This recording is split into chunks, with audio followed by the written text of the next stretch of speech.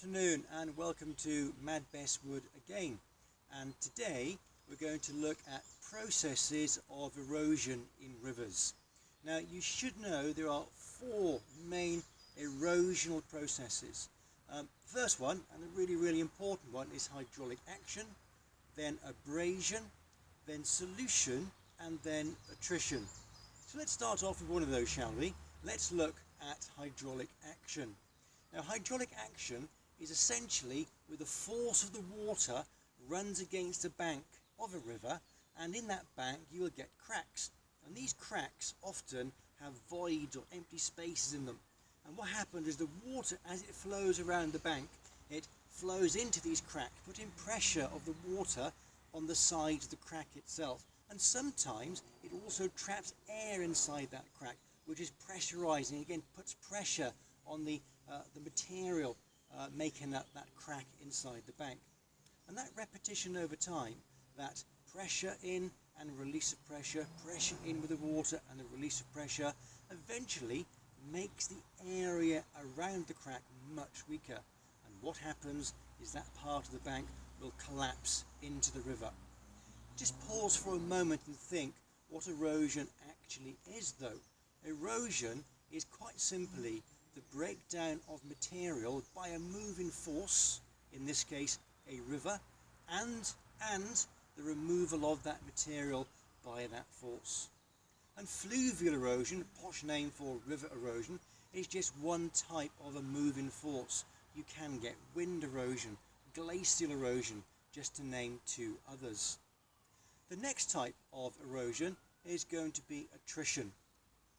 Now what happens with attrition is essentially when the water is bankful of discharge, right up to the banks here, probably up to my knee I'd imagine at this point in time, there's a lot of power inside the water, and what happens is that sharp angular material like this being carried by the water bangs into each other, and over time that repetition of this process, these rocks banging into each other in the flow of the water, results in a very simple thing. And that simple thing is this. What we end up then with are the bed load of the river becoming smaller, smoother and more rounded. So we can see the change from this, the end product, to this as to what it was when it started out. Another type of erosion is solution, and solution is something we can't see. So in this river here there are going to be solutes of things like calcium bicarbonate, and these come from rocks like chalk and limestone.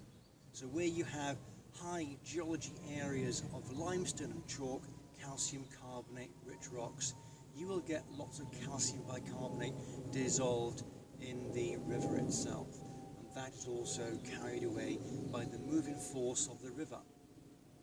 A final one is going to be one that is probably on the end of your lips right now, and that's abrasion. And this is why I'm here today, because when we look over here we can see we're at a meander bend.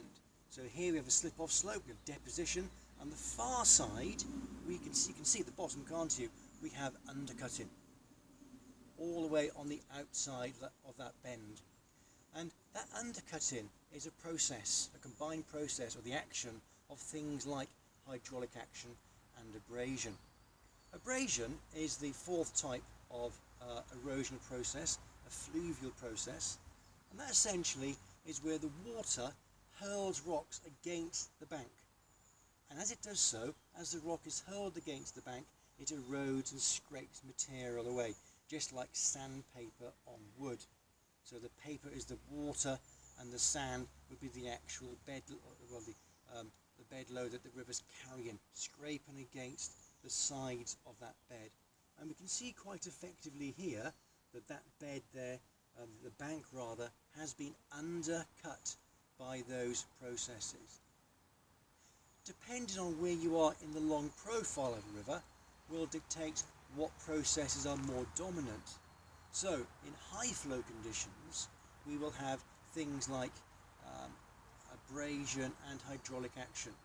In low flow conditions you may have things like solution and possibly a little bit of abrasion, a little bit of traction, and a little bit of attrition. So high flow conditions, really powerful erosion. Low flow conditions, not so. And the types of processes in dominance vary according to the power of the water in them. Okay? Hope you got that.